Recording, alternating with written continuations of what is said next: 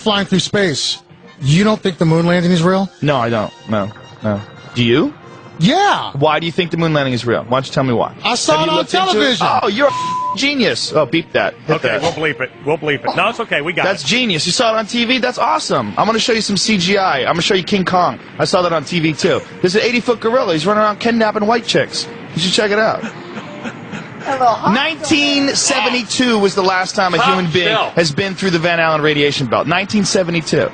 That's the last time. There's been only 7 trips ever that human beings have ever gone past 400 miles. Every single space station mission, every space shuttle, every satellite, all of those are inside the protective Van Allen radiation belts, which start at 1,000 miles. They go from 1,000 miles to, depending on who you ask, if you ask NASA, 24,000 miles. If you ask James Van Allen, the guy who discovered it, it's 67,000 miles of intense radiation that's in a gigantic donut band that covers around the Earth. Now, even if you got outside of that band, you have to deal with solar cycles. There's the apex of a 20-year solar cycle was between 1969 and 1972. All the time when these guys are making those missions. Any one of those guys out there in those tiny little aluminum shielded crafts would have been killed instantly during any solar flare. Why fake it? Thank you, Carlos. Why fake it? Why not fake it?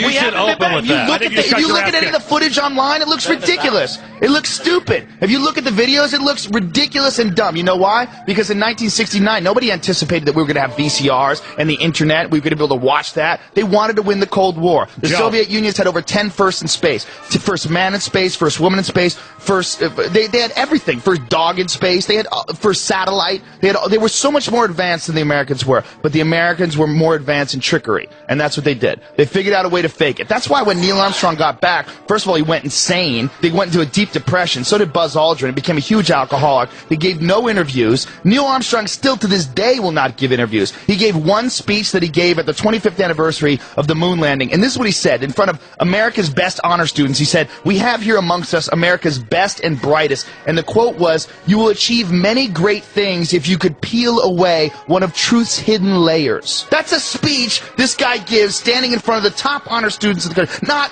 "I went to the moon." He doesn't say that. He gives this cryptic speech. Now, Bill Clinton, in page 100, I think it's 156 of his book, My Life, he gives this story about how when he was a kid, he was working with this carpenter. And this carpenter said, you know, "I don't believe man landed on the moon." It was 3 months after the moon landing. And he said, "I thought that guy was ridiculous." He said, "You know what? I don't believe anything those TV fellows show you." He said, "After 8 years in the White House, I thought maybe that guy was ahead of his time." Wow. This is in Bill Clinton's autobiography. Wow. This is in his book. There's no way people went on the moon. There's no way. By the way, it's impossible today. China wants to go back to the moon. They don't even have a clue how to do it. They're going to try to get there in 2020. America thinks we could possibly go back in 2017.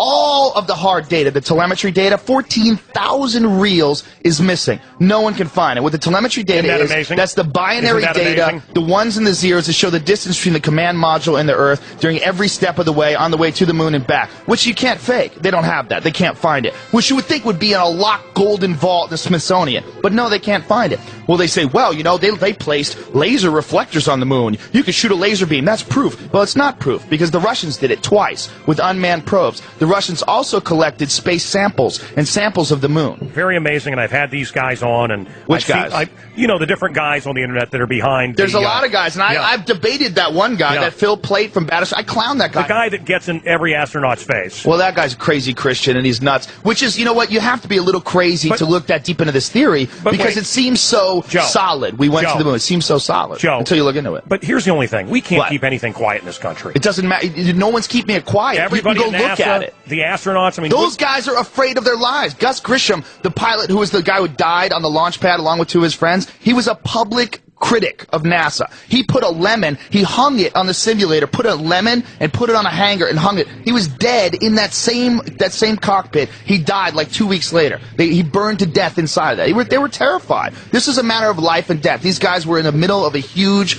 Cold War between Russia, and they wanted to show that America had technological superiority. The race to the moon landing, all that stuff is not about going to the moon and collecting things. It's about military superiority. It's about the ability to do things with military technology. All that stuff they use for NASA, all the stuff they use for the stealth bomber, the space shuttle, all those missions, it's not for philanthropy missions. That's to fuel the military industrial complex. The machine behind this is all the military. And getting to the moon first is making a statement that we have military technological superiority over Russia, and that's what they did. Is Bigfoot real?